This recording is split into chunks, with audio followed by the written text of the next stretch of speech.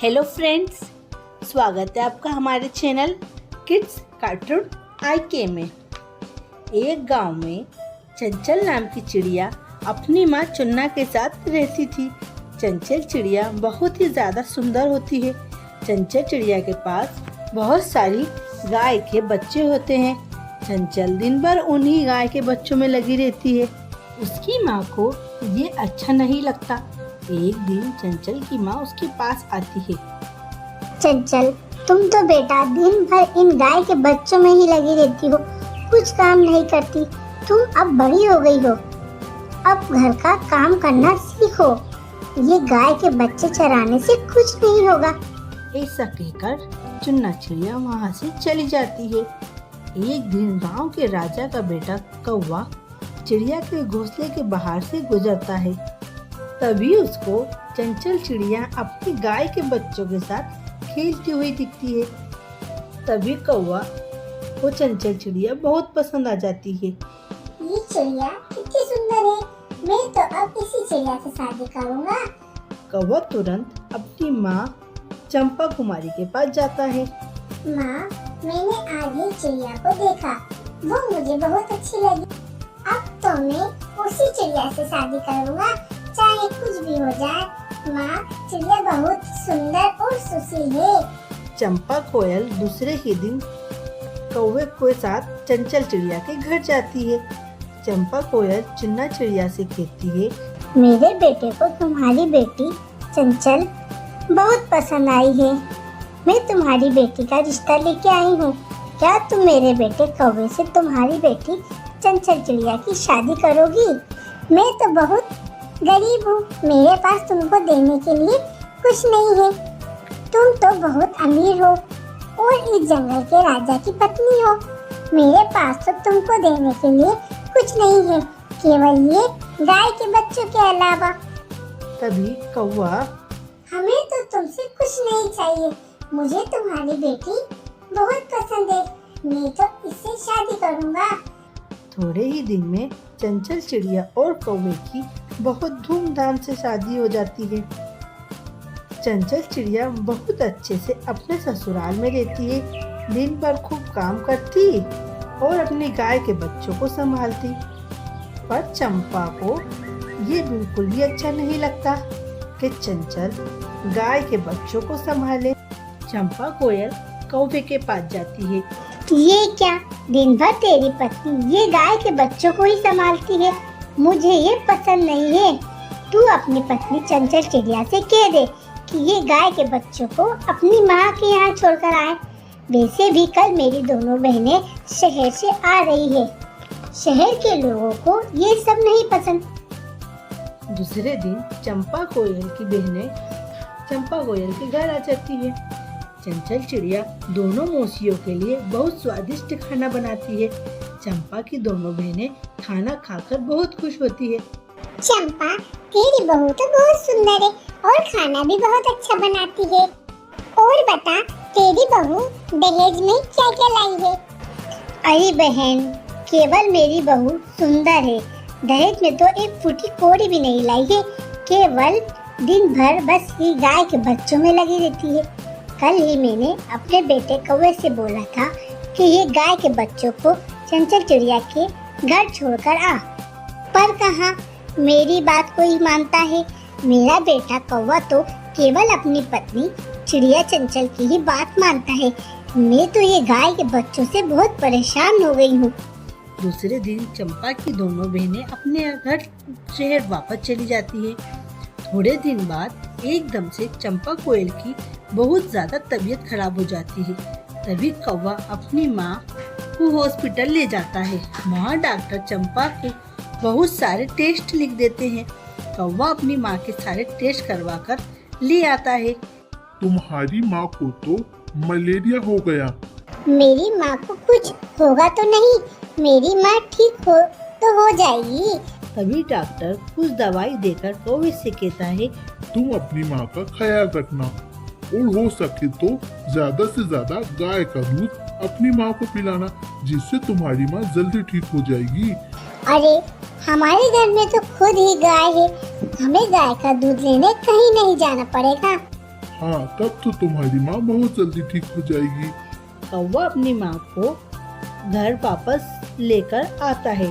थोड़े ही दिन में चंपा कोयल का मलेरिया गाय के दूध पीने से अच्छा हो जाता है। चंचल बेटा, तुम मुझे माफ कर दो। अगर आज ये गाय के बच्चे नहीं होते, शायद मैं आज तुम्हारे सामने नहीं होती। मैं तुम्हें हमेशा इन गाय के बच्चों को बुरा भला कहती थी। आज इन गाय के बच्चों के दूध से ही मेरी जान बची है। अब तुम इन गाय के बच्चों का और अच्छे से ध्यान रखना। माँ, ये तो बहुत अच्छा हुआ कि गाय के दूध से आपकी तबीयत ठीक हो गई। मैं तो बहुत खुश हूँ आपको अच्छा देखकर। और वो सभी लोग बहुत अच्छे से रहने लगते हैं। मोमोज ले लो, मोमोज, लाल चटनी वाले मोमोज, गर्मा गर्म मोमोज। एक बार मेरे मोमोज खाओगे तो खाते ही रह जाओगे। अरे मेरी बहन टूनी, जरा एक प्लेट गर्मा गर्म मोमोज दे दे। तेरे मोमोज तो इतने अच्छे हैं कि पूरे गांव में कहीं नहीं है। ऐसा क्या तेरे हाथों में स्वाद है बहन टूनी? इतनी ही देर में एक गांव का राजा कौवा वहाँ आ जाता है और बहुत अकड़ता है टूनी से। कहता है, ए टूनी, चल जल्दी से 1 प्लेट मोमोज लगा। भैया, आपने पहले ही कहा मेरा उधार नहीं चुकाया। मेरे को बहुत जरूरत है पैसों की। आप मुझे पहले के पैसे दे दो, तभी मैं आपको मोमोज दूंगी। कल से तो टूनी, मैं तुझे यहाँ दुकान नहीं लगाने दूंगा। तू बहुत अकड़ने लग गई है। देख बेटा, अब मैं तेरी शामत ला दूंगा। नहीं भैया, मैं आपसे माफी चाहती हूँ। आप मुझे माफ कर दो। मैं आपको कुछ नहीं बोलूंगी। नहीं, आजकल तेरे मोमोज बहुत ज्यादा ही बिक रहे हैं और तू बहुत अकड़ रही है टूनी। देख अब बेटा टूनी, तेरा क्या होगा। अब तेरे मोमोज की दुकान तो मैं ही बंद कराऊंगा। ऐसा कहकर कौवा वहाँ से चला जाता है और टूनी बहुत घबरा जाती है और फूट फूट कर रोने लगती है। अरे टूनी, तू भी कहाँ इस कौवे के बाद में आ रही है? ये तो ऐसे ही लोगों को डराता धमकाता रहता। तू तो अपने मोमोज बेच और अपने मोमोज की दुकान पर ध्यान दे। ये तो ऐसे ही निकम्मा है। गांव का राजा क्या है, सबके ऊपर ही राज चलाता रहता है। दूसरे दिन कौवा अपने 4-5 साथियों को लेकर टूनी की दुकान पर आता है और कहता है, इस टूनी के सारे मोमोज खा जाओ और इसकी दुकान को तोड़ दो। मैं आपके हाथ जोड़ती हूँ भैया, मुझसे गलती हो गई। आप मोमोज खा लीजिए, मैं आपसे पैसे नहीं लूंगी। मैं बहुत गरीब हूँ, मैं कहाँ जाऊँगी? नहीं, टूनी की दुकान तोड़ दो। सारे कौवे मिलकर टूनी की दुकान तोड़ देते हैं। बचा कुचा सामान लेके रोती हुई टूनी दूसरे गांव में चली जाती है और बहुत पछताती है कि काश उस दिन मैं कौवे को नहीं बोलती तो कौवा मेरे से इतना नहीं अकड़ता और मेरी दुकान नहीं तोड़ता। कई दिन बीत जाते हैं। टूनी को बहुत परेशानी होने लगती है अपना घर चलाने में। तो टूनी सोचती है, क्यों ना मैं इसी गांव में एक छोटी सी मोमोज की दुकान डाल लूं। कहीं कौवा यहाँ तो नहीं आ जाएगा। बेचारी सहमी और डरी हुई टूनी एक छोटी सी मोमोज की दुकान डाल लेती है और उसके मोमोज सबको बहुत पसंद आते हैं। जगह जगह के जंगल में से सारे पक्षी मोमोज खाने आते हैं। तभी कौवे के दोस्त भी वहाँ आते हैं। उनको ये नहीं पता होता है कि ये टूनी कौवे की दुश्मन है और वो जाकर कौवे को बोलते हैं, कौवे, दूसरे गांव में एक बहुत अच्छी चिड़िया मोमोज का ठेला लगाती है और उसके मोमोज तो इतने स्वादिष्ट है कि तू तो अपने घर का खाना ही खाना छोड़ देगा। कौवा ये सुनकर उसके दोस्तों को बोलता है, अच्छा, अब कल भी हम तुम्हारे साथ मोमोज खाने चलेंगे। पर कौवा किसी काम के आने के कारण नहीं जा पाता। थोड़े दिन गुजर जाते हैं। धीरे धीरे चिड़िया अपने बहुत बड़ी मोमोज की दुकान खोल लेती है और अपना एक पक्का और आलीशान घर बना लेती है और उसके मोमोज पूरे गांव में फेमस हो जाते हैं और जगह जगह के लोग अपनी दुकान के लिए उससे मोमोज खरीद कर ले जाते हैं और वो अपनी छोटी दुकान लगाकर मोमोज बेचते हैं और उसका नाम टूनी मोमोज वाली हो जाता है। एक दिन कौवा मोमोज खाने जाता है तो देखता है, ये तो वही चिड़िया है जिसका ठेला मैंने तोड़ा। लगता है इसने फिर से मोमोज की दुकान लगा ली है। अभी जाता हूँ इस टूनी के पास, जैसे ही कौवा टूनी के पास जाता है, टूनी उसको बोलती है, तुम क्यों आए हो यहाँ और निकल जाओ यहाँ से। तुम्हें पता है ये जितनी भी छोटी मोटी दुकानें दिख रही है ना मोमोज की, ये सब मेरी है। और अगर तुम ज्यादा अकड़े तो इसी मोमोज के तेल में तुमको मैं फ्राई कर दूंगी, चाहे तुम कितने भी बड़े राजा हो। निकल जाओ तुरंत यहाँ से। तुम फिर मुझे डराने और धमकाने आ गए। अब मैं वो मासूम टूनी नहीं हूँ, अब मैं बहुत बड़ी मोमोज टूनी हूँ। तुम मुझे क्या समझ रहे हो? कौवा घबरा जाता है और तुरंत वहाँ से भाग जाता है। सारे चिड़िया और कौवे पर हंसने लगते हैं और टूनी बहुत अच्छे से खुशी खुशी रहने लगती है। एक गांव में टूनी नाम की चिड़िया अपने पति चिड़े, हंसराज और बेटी पिंकी के साथ रहती थी। उसका एक बेटा कौवा भी था, जो बहुत ही निकम्मा और आलसी था। दिन भर सोता और आवारागर्दी करता अपने दोस्तों के साथ। और ये बात हंसराज को बिल्कुल पसंद नहीं आती, क्योंकि हंसराज उस गांव का सरपंच था और बहुत बड़ा आदमी था। पूरे गांव वाले हंसराज की बात को मानते थे और उसका एक बेटा जो निकम्मा उसकी बात बिल्कुल नहीं मानता था। वो दिन भर घूमता और खाता और सोता। एक दिन हंसराज अपने बेटे के पास जाता है। बेटा, ऐसे तुम्हारी जिंदगी कैसे निकलेगी? तुम दिन भर खाते हो और आवारागर्दी करते हो, ऐसा नहीं चलेगा। तुम जाओ और कुछ काम ढूंढो। पिताजी, मेरे से कुछ काम नहीं होता है और मैं कुछ काम नहीं करूँगा। आप यहाँ से चले जाओ। तुम तो बहुत ज्यादा ही बिगड़ गए हो, अब तुम्हें सबक सिखाना ही पड़ेगा। टूनी, ये क्या? तुमने तो बिल्कुल ही इसको बिगाड़ दिया है अपने लाड़ प्यार में। देखो ये हमको कैसा बोल रहा है। हम इसको इसी वक्त इस गांव से निकाल रहे हैं और जब तक ये कुछ काम नहीं सीखेगा हम इसको गांव में नहीं आने देंगे। जब हमारे नहीं रहने पर ये गांव की देखभाल कैसे करेगा? कैसे गांव के लोगों को, गांव को संभालेगा? इतनी जमीन जायदाद, इतने लोग, सबको इन्हीं को संभालना है। हंसराज बहुत गुस्सा होता है अपनी पत्नी टूनी के ऊपर। बेटा, तुम अपने पिताजी की बात क्यों नहीं मानते हो? तुम्हारे पिताजी तुम्हारे भले के लिए ही बोल रहे हैं। माँ जी, अब आप भी पिताजी की बात मानने लगी। पिताजी से कह दीजिए मैं कुछ काम नहीं करूँ। दूसरे दिन जैसे ही सवेरा होता है, हंसराज कौवे के पास जाता है और कहता है, चलो उठो और जल्दी से काम ढूंढने जाओ, ऐसे तुम्हारी जिंदगी नहीं निकलेगी। तुरंत उठो और निकलो, वरना मैं तुम्हारे सामत ला दूंगा।